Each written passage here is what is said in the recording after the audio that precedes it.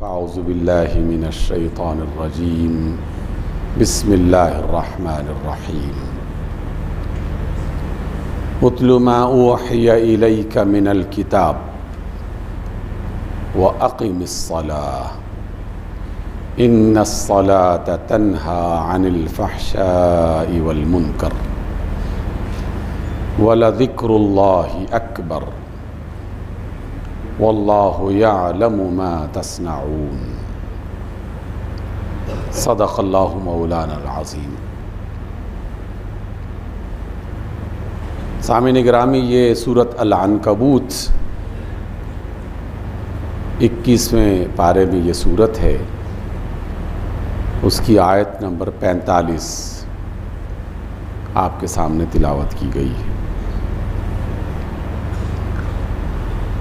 جس طرح ہم ذکر کرتے ہیں ہر ملاقات میں کہ اللہ کا ہر فرمان ہی قابل عزت، قابل قدر اور قابل غور ہے، اسی طرح آج کی یہ آیت بھی ہمیں بہت بنیادی تعلیم دے رہی ہے اور اسے یاد دلا رہی ہے۔ انسانی زندگی میں کچھ کام ایسے ہیں جو مستقل مزاجی کے ساتھ کرنا ضروری ہوتے ہیں، جن میں سے بعض ہم اپنے بدنی ضرورتوں کو پورا کرنے والے کام بآسانی یاد کر سکتے ہیں۔ ہر روز کا کھانا پینا، ہر روز کا کچھ وقت سونا، ہر روز کا کوئی کام کرنا، یہ ہماری بدنی ضرورتوں کی وہ چیزیں ہیں جن کے بارے میں کسی بندے کے دل میں کبھی کوئی یہ خیال نہیں آتا کہ یہ کام کرنے چاہیے یا نہیں کرنے چاہیے۔ اندر سے ایک آواز آتی ہے، جسم تقاضا کرتا ہے، اور ہم روز اول سے لے کر مرنے تک یہ کام کرتے رہیں گے۔ لیکن جس طرح ہماری یہ زندگی دو حصوں پر مشتمل ہے، دو چیزوں پر مشتمل ہے، اس کا بھی ہمیں ادراک تو ہے، سمجھتے تو ہیں، لیکن فراموش کر جاتے ہیں بعض اوقات۔ ایک وہ حصہ جو جسم کی صورت میں، بدن کی شکل میں دکھائی دیتا ہے، لیکن سبھی جانتے ہیں کہ اس جسم کے اندر ایک روح ہے، ایک جان ہے۔ اگر وہ نکل جائے تو یہ ہاتھ پاؤں اور گوشت پوشت کا یہ جسم بالکل بیکار، لایعنی، بے حیثیت ہو جاتا ہے، اور چند گھنٹوں کے اندر اندر اس دنیا والے لوگ خود ہی اس بات پر شور مچانا شروع کر دیتے ہیں کہ زمین کی امانت کو زمین کے حوالے کر دیا جائے۔ اور یہ واقعہ بھی ایک دن کا نہیں، ہر روز کا، ہر وقت کا ہے، ہماری نگاہوں سے گزرتا رہتا ہے۔ اس لیے نہ بدن کی ضرورت کا انکار کیا جا سکتا ہے، اور نہ اس کی ضرورت کا انکار کیا جا سکتا ہے جس کی وجہ سے یہ بدن چل پھر رہا ہے، جسے جان کہا جاتا ہے، جسے ہم بعض اوقات روح بھی کہتے ہیں۔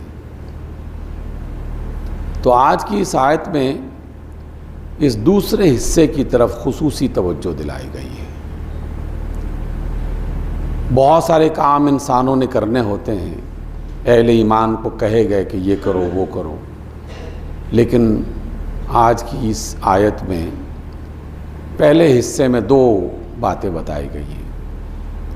آقا رحمت علیہ الصلاۃ والسلام کو مخاطب کیا گیا، لیکن ان کے وسیلے سے ہم سب کو مخاطب کیا گیا، ہم سب کو یہ بات پہنچائی گئی۔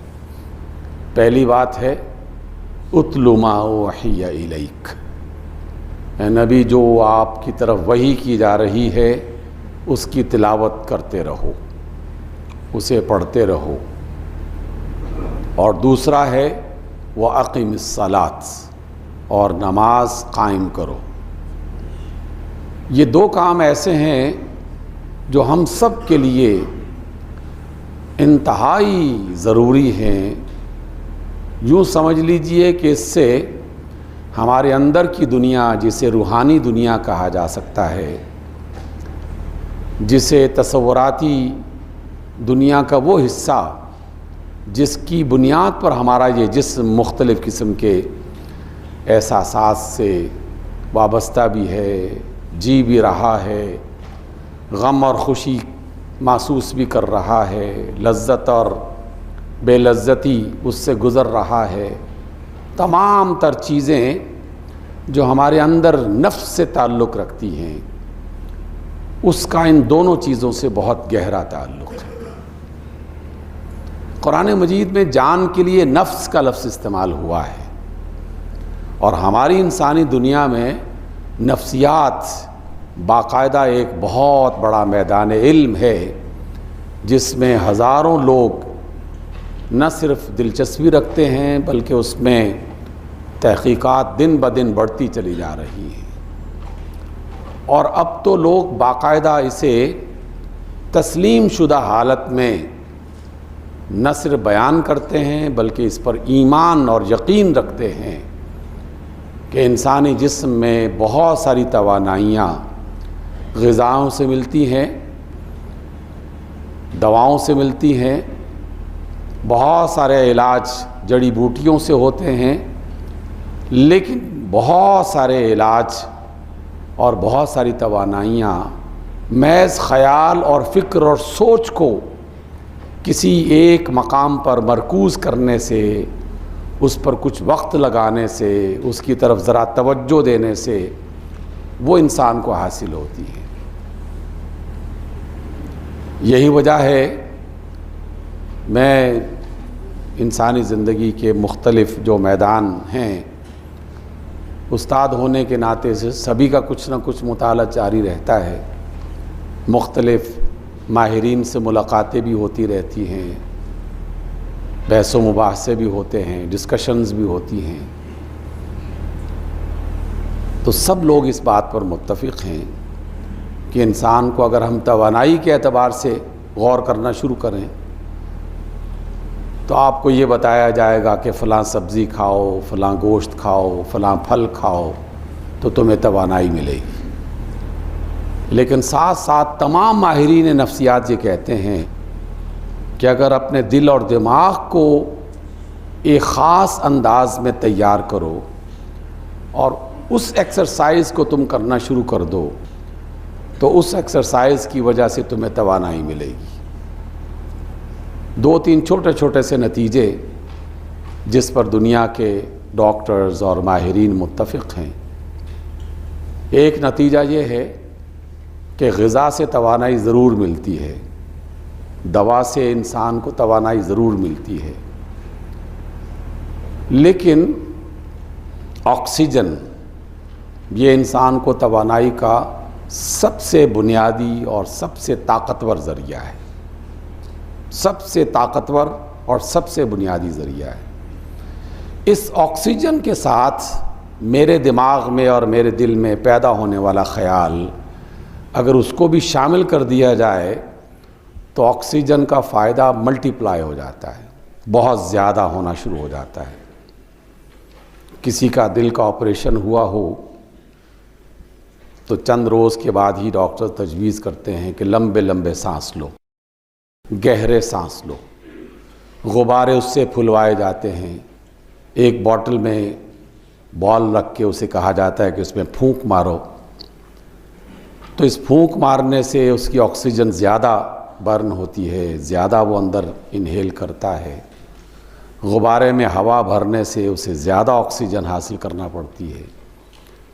لیکن نفسیات کے ماہرین اس کے ساتھ ساتھ یہ بھی کہتے ہیں کہ تم صرف ہوا نہ بھرو اور سانس نہ لو، بلکہ یہ خیال بھی سوچو کہ یہ میرے دل کو مضبوط کر رہی ہے، یہ میرے بدن کو مضبوط کر رہی ہے۔ تو آپ کے خیال کرنے سے، سوچنے سے، محض سوچنے سے وہ عمل کئی گنا زیادہ آپ کو فائدہ پہنچانا شروع کر دے گا۔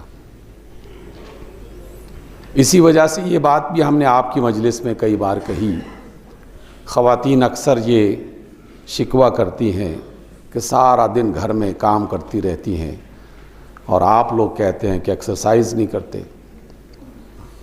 ہمارا بدن پھولتا جا رہا ہے، سانس پھولتا جا رہا ہے، کمزوری آتی جا رہی ہے. کیا کریں ہم؟ صبح سے لے کر شام تک ہم چلتے پھرتے رہتے ہیں. ہماری بات تو چلو گھر کی بات ہے. جب وہ کسی ڈاکٹر سے ملتے ہیں تو ڈاکٹر انہیں کہتے ہیں کہ سارا دن چلنا پھرنا یہ ایکسرسائز نہیں ہے، یہ محض تھکن ہے، یہ محض ایگزرشن ہے. آپ 20 منٹ چلیں اور یہ سوچ کر چلیں کہ میں باقاعدہ چل رہا ہوں اور اس کی وجہ سے میرے جسم میں توانائی پیدا ہو رہی ہے، میری ٹانگوں میں قوت آ رہی ہے، میرا بدن مضبوط ہو رہا ہے، تو وہ 20 منٹ کا چلنا سارے دن کے چلنے کے مقابلے میں آپ کو زیادہ توانائی دے گا. اور اس طرح کی ہزاروں مثالیں ہماری دنیا میں. اس وجہ سے ماہرین نفسیات اور میڈیکل ڈاکٹرز اور غذاؤں کے ماہرین ان سب کو ایک دوسرے کا معاون سمجھا جاتا ہے. ایک دوسرے کی ہیلپ کر رہے ہوتے ہیں، ایک دوسرے کی مدد کر رہے ہوتے ہیں. بالکل اسی طریقے سے اللہ رب العزت نے ہمیں یہ جو عبادات کے مختلف طریقے بتا رکھے ہیں، یہ ہمیں بدنی اور روحانی دونوں اعتبارات سے توانائی عطا کرتے ہیں. یہ جو نماز ہے یہ انسان کو حشاش بشاش کرنے کا دنیا بھر میں سب سے بہترین ذریعہ ہے. چین اور جاپان کے لوگ دن میں متعدد بار اپنے ہاتھ دھوتے ہیں، اپنے منہ دھوتے ہیں تاکہ فریش ہو جائیں. ریفریش کرنے کے لیے اپنے ہاتھ پاؤں دھونا یا اپنا منہ دھونا، ان کے تجربے سے پتہ چلا کہ اس سے انسان بہتر ہوتا ہے. اللہ رب العزت نے اسے ہماری عبادت اور عادت کا حصہ بنا دیا. ہر ایک مسلمان، ساری دنیا سو رہی ہوتی ہے، اہل ایمان جو ہے وہ منہ اندھیرے اٹھ کے وضو کر رہے ہوتے ہیں، گلا صاف کر رہے ہوتے ہیں، ناک صاف کر رہے ہوتے ہیں، پاؤں پہ پانی ڈال رہے ہوتے ہیں، جسم کو مساج کر رہے ہوتے ہیں. اللہ تعالیٰ نے ہماری صحت کو برقرار رکھنے کے لیے یہ ایک عمل بتایا. جہاں ہم نے وضو کیا، وضو کے ساتھ یہ بھی بتا دیا کہ وہ وضو نہیں ہوگا جس کے آغاز میں بسم اللہ الرحمن الرحیم نہ پڑھا جائے. تو بسم اللہ الرحمن تو پانی تو نہیں ہے، لیکن بسم اللہ الرحمن الرحیم میرے اور آپ کے دماغ میں ایک خیال پیدا کرتا ہے، اور وہ خیال یہ ہے کہ میں اس وقت اپنے گرم بستر سے صرف اللہ کے کہنے پر اٹھاؤں، صرف اسی کی محبت میں اٹھاؤں، صرف اسی کو یاد کرنے کے لیے اٹھاؤں. تو اللہ تعالیٰ کی اس کائنات میں اس محبت کا بدلہ یہ ملتا ہے کہ میرے فرشتے اور آس پاس کے فرشتے اور میرے آس پاس کی دنیا ساری کی ساری میرے لیے دعائیں کرنا شروع کر دیتی ہے. میرے لیے اچھے جذبات پیدا ہونا شروع ہو جاتے ہیں. میری نفسیات میں، میری روحانی زندگی میں ایک تازگی اور بہتری آنا شروع ہو جاتی ہے.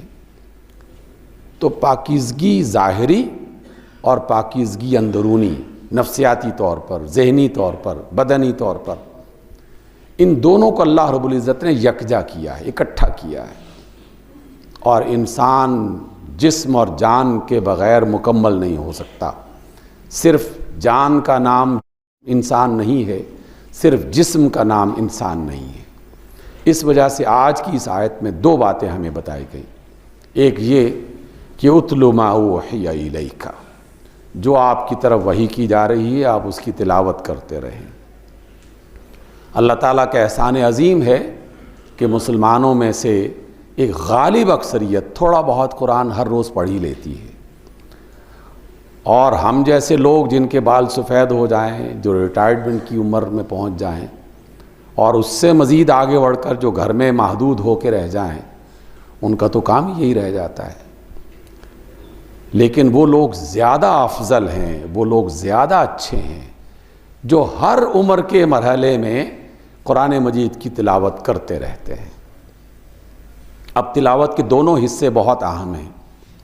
ایک محض ان کلمات کو پڑھنا جو اللہ رب العزت نے ہمیں عطا کیے، رسول اللہ صلی اللہ علیہ وسلم نے ہمیں پڑھ کے سنائے اور آپ علیہ السلام کی تعلیم کے مطابق ہمیں یاد کرنا ضروری قرار دیا۔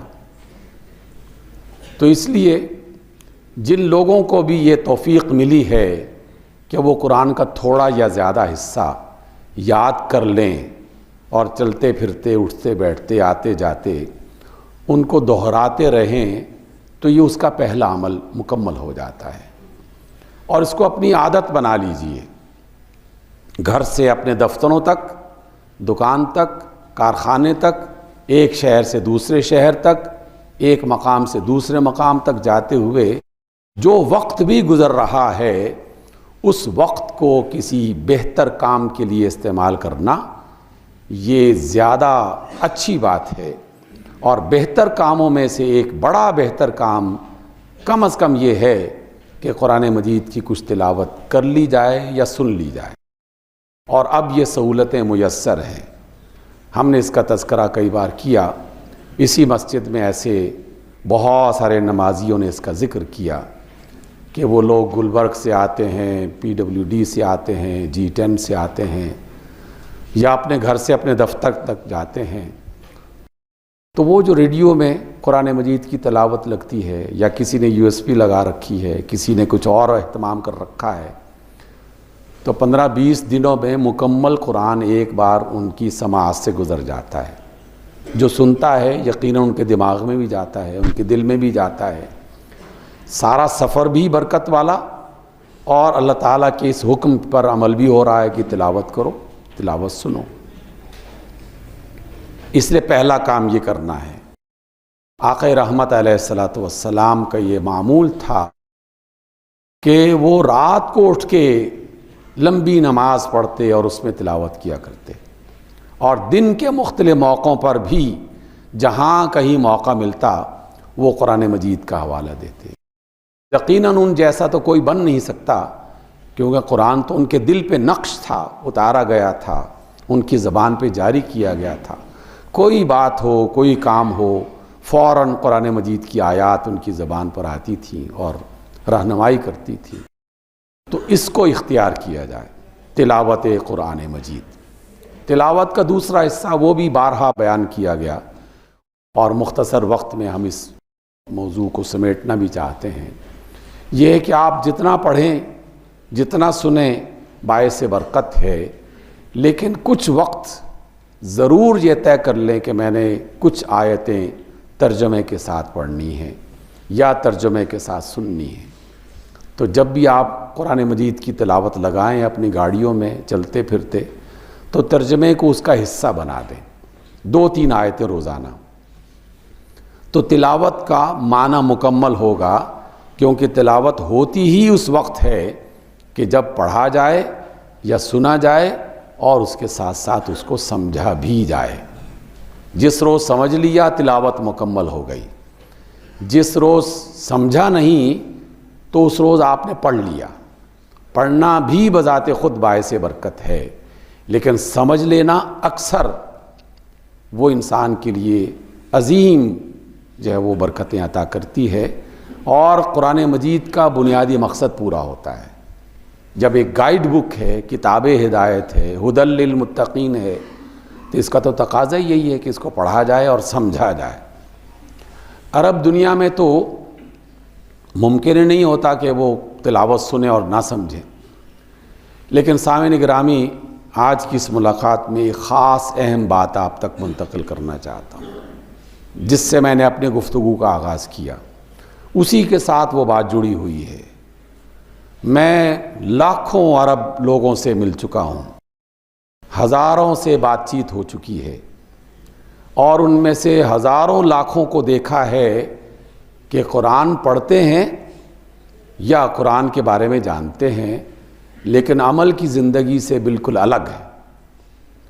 ان کی زندگی میں قرآن نظر نہیں آتا۔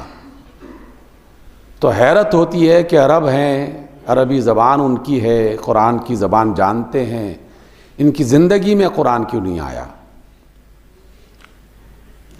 اور خرابیوں میں، نافرمانیوں میں، فحاشیوں میں، بدکاریوں میں ہم مسلمانوں سے زیادہ بڑھ کر اور زیادہ بدتر ہیں وہ کئی مقامات پر. مصر چلے جائیں، شام چلے جائیں، عراق چلے جائیں، لیبیا چلے جائیں، دبئی چلے جائیں. اس کا کیا سبب ہے؟ سبب وہی ہے، ان خواتین کی طرح کہ سارا دن چلتی ہیں اور جسم ہلکا نہیں ہو رہا، اس لیے کہ ایکسرسائز ہو ہی نہیں رہی، ایگزرشن ہو رہی ہے، محض تھکن ہو رہی ہے. عرب ہیں لیکن غور نہیں کرتے، توجہ نہیں دیتے. انسان کے اندر تبدیلی اس وقت آتی ہے جب وہ توجہ دیتا ہے، جب وہ غور کرتا ہے، جب وہ سوچنے کے لیے آمادہ ہوتا ہے. جس روز انسان نے سوچنا شروع کر دیا، اس کی عبادات اس کے اندر ایک انقلاب پیدا کر دیں گی. آئیے اسی آیت کا اگلا حصہ پڑھ کے دیکھ لیجیے. اللہ فرماتے ہیں کہ نماز پڑھو، تلاوت کرو اور نماز پڑھو، اور پھر فرمایا ان الصلاۃ تنہی عن الفحشاء والمنکر. جان لو کہ نماز انسان کو فحش کاموں سے اور غلط، ناپسندیدہ اور برے کاموں سے روکتی ہے. یہ آیت ہم نے ہزاروں بار پڑھی اور کئی بار اس پر غور کرتے ہوئے یہی مطلب سیکھا، لیکن کبھی کبھار کسی کی بات جو ہے وہ دل پہ اثر کر جاتی ہے. ایک بزرگ نے کہا، کیا تم جاننا چاہتے ہو کہ تمہاری ابھی کی نماز یا آج کی نمازیں اللہ کے ہاں قبول ہوئی ہیں کہ نہیں ہوئی؟ اگر جاننا چاہتے ہو تو قرآن مجید کی اس آیت پر یا اس حصے پر غور کرو.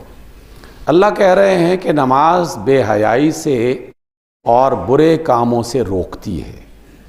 بس یہ جائزہ لے لو کہ اس سے پہلے موبائل دیکھتے تھے اور بری اور گندی تصویریں دیکھتے چلے جاتے تھے، نمازیں بھی پڑھ رہے تھے. اگر ایسا چل رہا ہے تو نماز اللہ تعالیٰ کے ہاں قبول نہیں ہوئی. ہاں تھوڑی بہت برکت مل گئی کہ آپ نے حکم مکمل کر دیا، لیکن نماز کی وہ اصل برکت جو آپ کو ملنی چاہیے تھی وہ اس وقت ملے گی کہ جب آپ کے سامنے اس طرح کے منظر آئیں اور فوراً خیال آ جائے کہ اللہ نے اس سے منع کیا ہے، یہ منظر میں نے نہیں دیکھنے. اس کا موبائل خود بخود تبدیل ہو جائے، اس کی تصویریں بدل جائیں، اس کے منظر بدل جائیں، گویا کہ اس کی نماز نے اسے بے حیائی سے روک دیا، اس کی نماز اللہ کے ہاں قبول ہو گئی. بالکل ایسا ہی ہے کہ سر میں درد ہو رہا ہے، ڈاکٹر نے کہا کہ یہ والی ٹیبلٹ لے لو، آپ نے لی اور آدھے گھنٹے کے بعد آپ نے محسوس کیا کہ درد چلا گیا، تو کہتے ہیں کہ دوا نے اثر کر دیا ہے، اور اس کی بنیاد پر ڈاکٹر کا احسان مانتے ہیں اور دوا پر یقین اور ایمان کامل ہو جاتا ہے کہ جناب یہ والی دوا یہ درد سر کو یا جسم کے درد کو ختم کر دیتی ہے، بخار اس سے کم ہو جاتا ہے. لیکن آپ دوا لیتے رہیں، بخار ہے کہ بڑھتا جا رہا ہے، درد ہے کہ بے چین کرتا چلا جا رہا ہے. کتنے گھنٹے انتظار کرو گے؟ چند ہی گھنٹوں کے بعد کہو گے ڈاکٹر صاحب یہ دوا تو بیکار ہے، بالکل کسی کام کی نہیں ہے، سر درد تو ختم نہیں ہوا، بخار بڑھتا چلا جا رہا ہے، دوا تبدیل کریں. ڈاکٹر انسان ہے، دوا تبدیل کر دے گا، لیکن یہ دوا جس ڈاکٹر نے بتائی ہے وہ اس کائنات کا سب سے بڑا ڈاکٹر ہے، اور اس کی دوا آخری اور حتمی دوا ہے. وہ اس کے اندر رد و بدل کرنے کی لیے نہ تیار ہے نہ گنجائش ہے اس کی.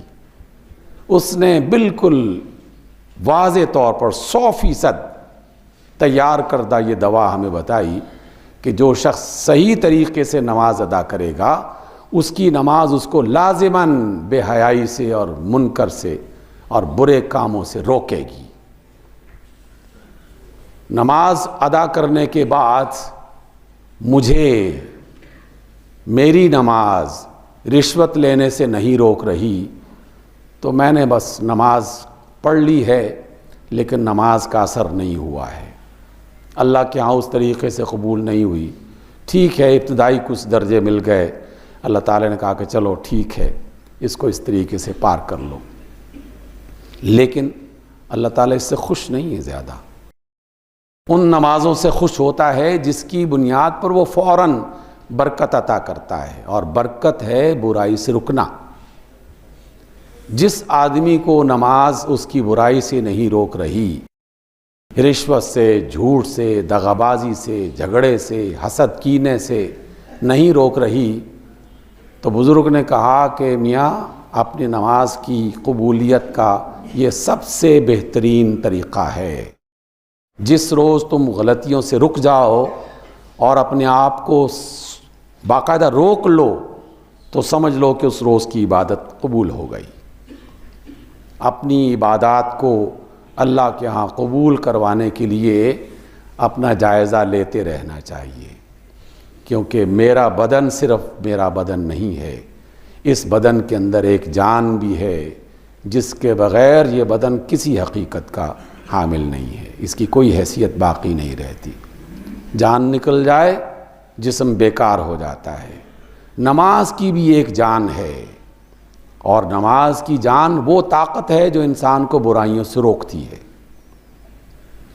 اگر اس طاقت نے مجھے میری خرابیوں سے نہیں روکا تو پھر جان لیجئے کہ جسم تو حاصل ہو گیا، رکوع سجدے کی شکل میں ایک بظاہر تصویر تو بن گئی، لیکن اس تصویر کے اندر جان ڈالنا یہ میرا اور آپ کا ذاتی کام ہے۔ اللہ تعالیٰ سے دعا کرنی چاہیے اور اپنے اندر کوشش کرنی چاہیے۔ بس جس روز ہماری نمازیں ہمیں ان برائیوں سے روکنا شروع کر دیں گی، ہماری دنیا میں، ہماری شخصیت میں انقلاب پیدا ہو جائے گا۔ اللہ تعالی ہمیں ایسی نمازیں عطا کرے اور ایسی تلاوت عطا کرے جو اللہ کے ہاں قبول ہو جائے اور ہمیں برائیوں سے روکنے پر آمادہ کرے۔ اقول قولی ھذا واستغفر اللہ لی ولکم۔